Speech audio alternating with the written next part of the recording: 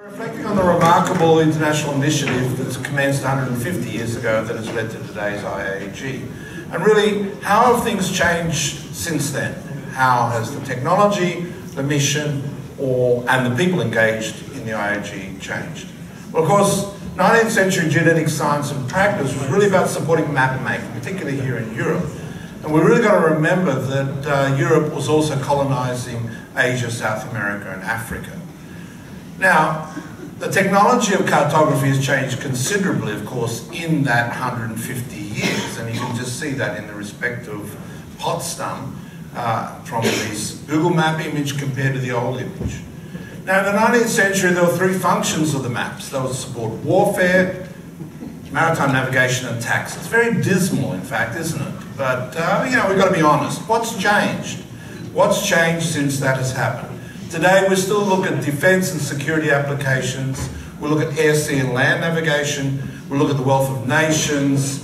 We look at sustainable development, etc., underpinned by geodesy.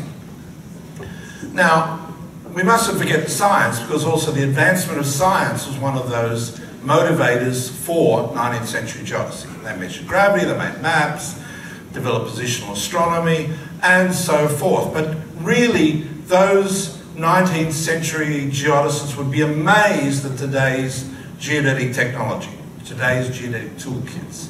Really, it's something beyond their imagination, and we're now very much a geoscience compared to perhaps the more pragmatic uses of the Middle Europäische Gradmessung period.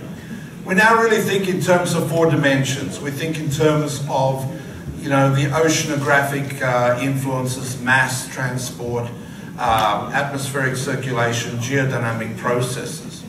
But nevertheless, our forefathers really did understand the importance of internationalization. They understood the value of cooperation. And the IAG today really still wants to support international collaboration, still wants to support and promote the establishment of international infrastructure, and so forth. Now, what is our scorecard compared to the vision of the 19th century compared to what we can do today? Well, we can say that we've done quite well in many respects. We share more data, we have global services, but I don't think that we can rest on our laurels. We certainly can encourage more and more international cooperation. We need more satellite missions, we need more analysis centers, we need more centers that progress geodetic science, and so forth. Now, really, compared to the past, where we had a much more leisurely pace, where geodesists really were, you know, doing terrestrial observations, having wonderful conferences. Things are a lot more hectic these days. And certainly the challenge for GGOS is to really rise to the expectations of today's society and today's science. And they're really, really quite significant. We've gone well beyond just developing and supporting the foundation for mapping.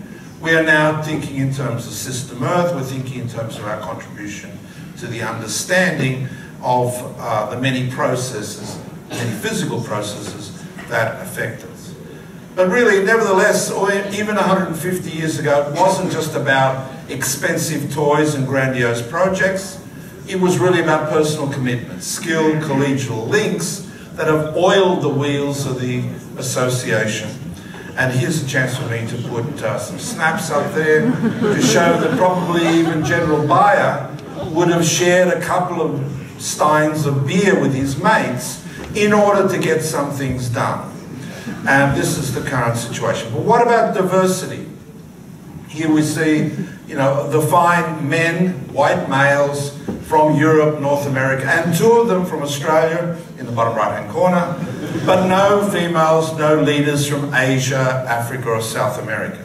But we at least now have two of the four presidents of the commissions being female scientists. So let's return to Telegrafenberg, which evokes the traditions of 19th century geodesy, But nevertheless, really, when you look at the facilities and the work of the GFZ, it really reminds us of the fact that today geodesy is very much a vibrant science, and it does a lot of work contributing to science and society, and it looks like I have just completed my presentation. Thank you.